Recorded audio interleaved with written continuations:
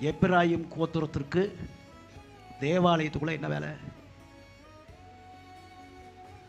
எப்பிராயிம் கோத்திரத்திற்கு தேவாலயத்துக்குள்ள என்ன வேலை? நான் கேட்குற கேள்வி எத்தனை பேருக்கு விளங்குது?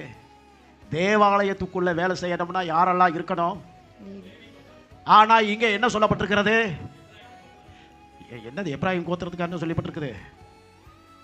நூனின் குமாரனாகிய யோசுவா தேவ ஆலயத்தை விட்டு, ஆசரிப்பு கூடாரத்தை விட்டு பிரியா. அவனுடைய ஈர்ப்பு, அவனுக்கு என்ன வேணாலும் திறமை இருந்திருக்கலாம். நிறைய பேரை வெற்றி கொள்ளுகிற, மேற்கொள்ளுகிற, யுத்தம் பண்ணுகிற நிறைய கிஃப்ட் ஆண்டவர் அவனுக்கு கொடுத்திருக்கிறார். ஆனா அதையெல்லாம் காட்டிலும் அவனுக்கு இருந்த ஒரு ஸ்பெஷல் ஒரு ஈர்ப்பு எங்க இருந்ததுன்னா தேவன் பக்கமாக இருந்தது. हमें देखें तो वचन कहते हैं लेवी गोत्र में ही प्रभु के आलय में काम करने वाले हैं, पर नून की पुत्र तो इब्राहिम गोत्र के यहोशू क्या करता है, तम्बू में से ना निकलता था, उसकी हृदय में हमेशा हमारे प्रभु को चाह करते थे. எத்தனை பேர் தேவ பிரசன்னத்தை விட்டு பிரியாது இருக்கிற கிருபை எனக்கு வேணும்ங்கறீங்க? कितने लोग पूछते हैं हमारे प्रभु की प्रसन्नता हमेशा हमें मिलना है?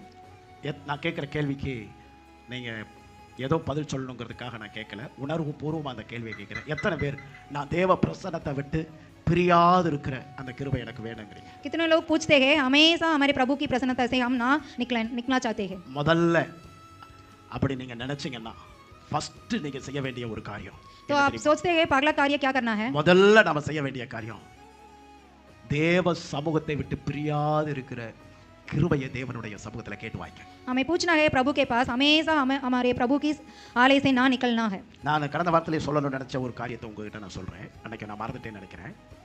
என் கூட எப்பவுமே ஆவியானவர் இருக்கணும் அப்படின்னு நீங்க எத்தனை பேர் நினைக்கிறீங்க? कितने लोग चाहते हैं हमेशा पवित्र आत्मा हमारे साथ होना चाहिए? என் கூட ஆவியானவர் எப்பொழுதுமே என் கூட இருக்கணும் அப்படின்னு இதை கொஞ்சம் நான் இந்த இடத்துல நின்று பேச விரும்புறேன் புரியுறதுக்காக. என் கூட எப்பொழுதுமே இருக்கணும்னு நினைக்கிறவங்க மட்டும் கையை உயர்த்துங்க.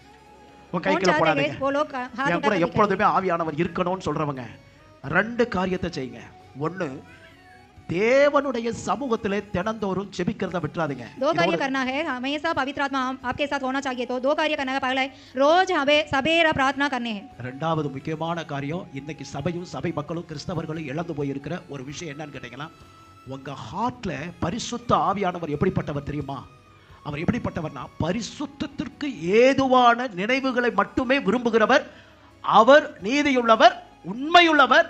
ஆகையினால் அவருடைய உண்மை, அவருடைய நீதி எப்பொழுதும் உங்களுடைய இதயத்தையும் உங்களுடைய வாயையும் உங்களுடைய நினைவையும் சிந்தையும் விட்டு பிரியாமல் இருந்தீங்கன்னா உங்க கூட அவர் எப்பவுமே இருக்கிறது நிச்சயம். दूसरा कार्य क्या होना है, हमेशा हमारे हृदय में सच्चाई और पवित्रता से भरना चाहिए. तो हमेशा हमारे प्रभु हमें छोड़ना नहीं. எத்தனை பேருக்கு விளங்குச்சு?